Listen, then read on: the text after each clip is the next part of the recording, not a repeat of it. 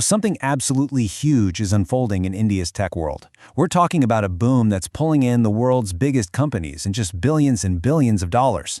So let's get right into it and break down how India is transforming almost overnight into the planet's next major data center hub. First things first, let's just look at the scale of this.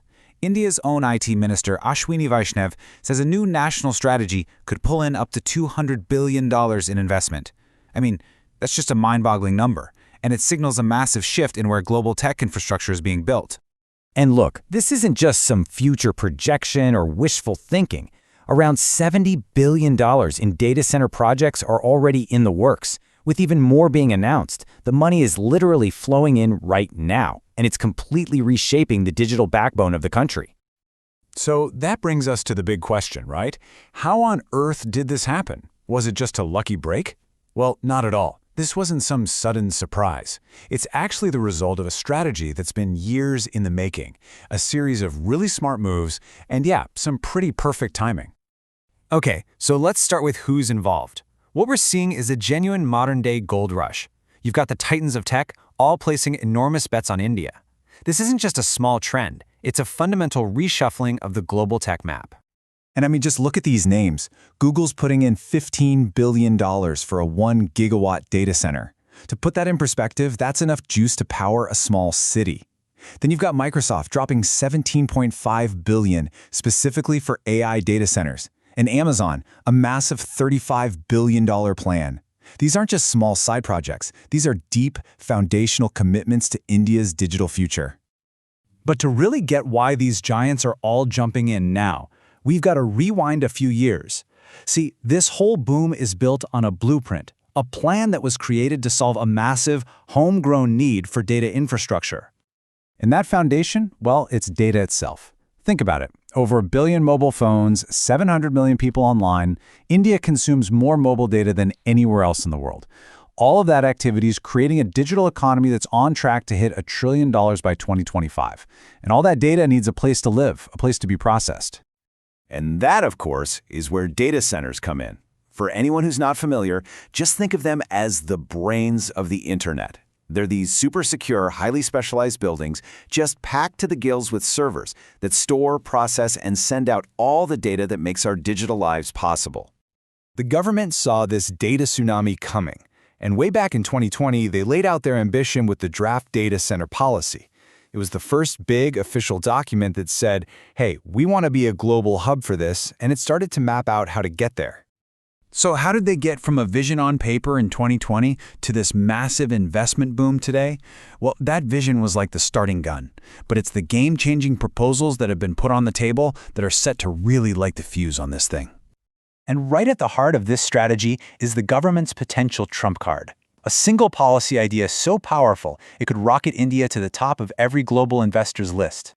And here it is. A proposed tax holiday for foreign companies building data centers in India, lasting all the way until 2047.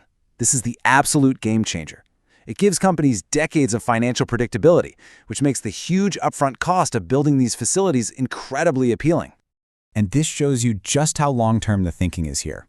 As the Union Minister IgnisIAS put it, this isn't just about a tax break. It's a strategic play to make India a world leader for the next generation of tech. We're talking AI and cloud computing. Now, having a great domestic policy is one thing, but what makes this whole story so incredible is how it perfectly lined up with a major shift in global politics and trade, especially with the United States. Okay, so under the Biden administration, there were actually limits on how many high-end GPUs India could import. And you've got to understand, GPUs are the engines of AI. They're the powerful chips that do all the heavy lifting. Then, the Trump administration set those restrictions aside. That reversal was a huge deal. It unlocked access to the most critical technology you need to build modern AI data centers. Now, here's the crucial part. This wasn't a one-way street. The U.S. had been pushing for better market access and, yes, tax breaks for its companies to build data centers in India. So by proposing that massive tax holiday, India met a key American demand. And in return, it looks like they secured access to that vital GPU technology. It was a classic win-win. But believe it or not, the story gets even bigger. This whole data center explosion isn't just happening on its own. It's actually the first foundational piece of a much grander plan, a national strategy to build an entire end-to-end technology ecosystem right there in India. And you can really see the logic when you lay it out. Step 1, build the AI data centers. Get that core infrastructure in place. Step 2, through the India Semiconductor Mission 2.0, is to start designing and actually making the chips that go inside those data centers. Then, Step 3 is to build out the whole supply chain to support it all. And they are putting serious cash behind this vision. A key proposal would see the budget for electronics manufacturing almost double, jumping from about 22,000 crore rupees to 40,000 crore. That's an increase to well over $5 billion US. It's a clear signal that they are all in on building that domestic supply chain. And you know what? The industry is absolutely eating it up. The manufacturing scheme got nearly 3 times the number of applications they were expecting. That kind of overwhelming interest just proves that companies are ready and willing to buy into this long-term vision.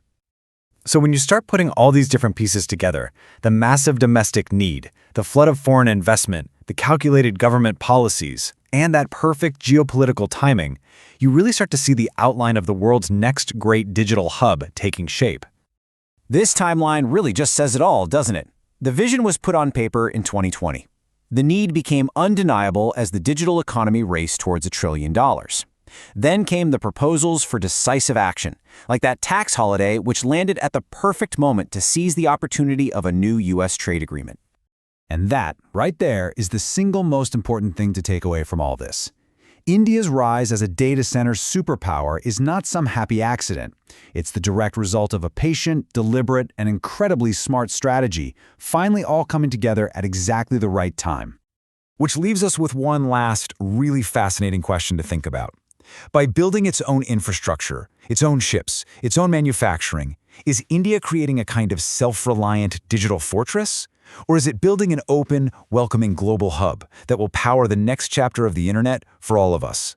The answer to that is going to define the next decade of technology.